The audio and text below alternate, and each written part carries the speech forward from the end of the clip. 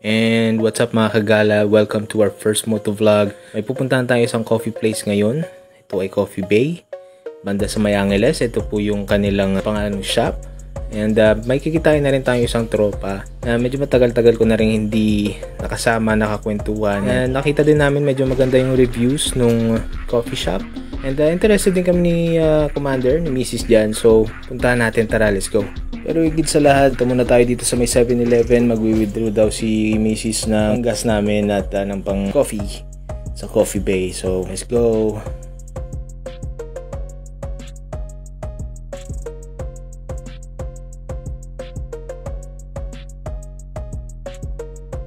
Alright, andito na naman tayo. Medyo natagalan si Mrs. dyan, about 10-15 minutes. Pero worth it naman, okay naman. So let's go, tara, let's go.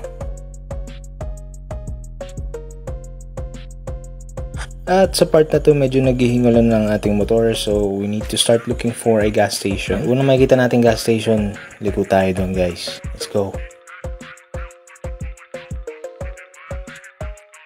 At ayun na po, nakahanap tayo ng gas station.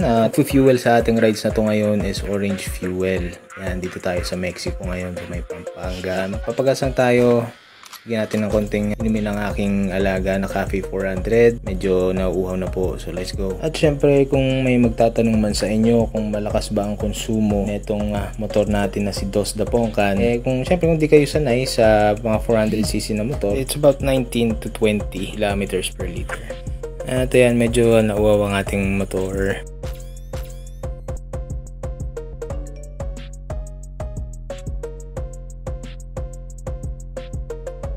Okay, and we're back on the road guys. Ko lang pakita sa inyo kung gaano din kaganda yung daan dito pagkagabi. Bandang San Fernando and papuntang Angeles na area. So, skip to the good part. At ayun mga kagala, dito na tayo sa may San Fernando, itong part. As you can see, well lit yung daan. Talaga naman napakaganda. Medyo malawak din yung daan. Since gabi, wala rin masyadong tao, so napakaganda naman talaga ng ambience dito sa part na to. I really like going here at night, going out for a stroll, so I'm sure may enjoy nyo to. At taga dito din kayo, alam nyo yan.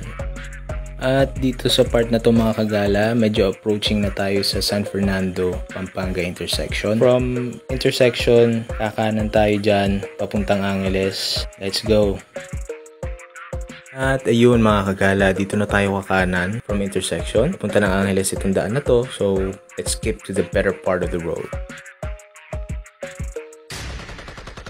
Ayan mga kagala, dito na tayo sa may overpass. Medyo matagal ko rin inantay na makadaan dito sa overpass na to since medyo natagalan sila sa pag-construct na itong overpass. I can say it was really worth it kasi tignan mo naman yung daan, well lit, smooth na smooth pa. Ito nga pala mga kagala yung overpass ng papuntang Friendship Highway, tang Angeles. At kung nakaabot na kayo sa part ng video na to, I hope you're enjoying. Sana mag-follow kayo sa aking munting page. Sama-sama tayo sa taas guys. Hindi ko na patatagalin to. Fast forward tayo ng konti papuntang Coffee Bay. Let's go!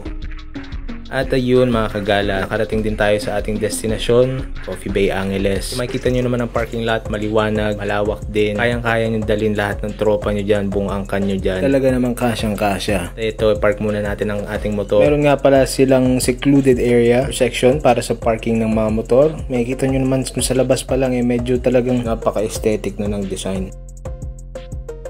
Ayan, na-park na natin ating motor. Medyo konting video shoot tayo dito dahil wala pang ating tropa. Antay pa natin siya makarating. So, ayan, bigyan natin ng konting montage ang ating motor. Ito nga pala isang Motorstar Cafe 400. Ayan. Kung makikita mo naman, classic na classic yung datingan. Sobrang slick ng design. Napakaganda sa mata. And balik muna tayo sa ating vlog mga kagala. Ito nga pala yung harap ng Coffee Bay. Makikita nyo, napakadaming ilaw, napakaliwanag. At yung mga staff ay sobrang friendly. Lagi may ngiti sa mukha, lagi kang binabate. Ang ganda ng ganyang environment guys. Lalo na kung medyo stress ka sa trabaho, medyo stress ka sa buhay. Ito talaga yung place kung saan makakapag-relax.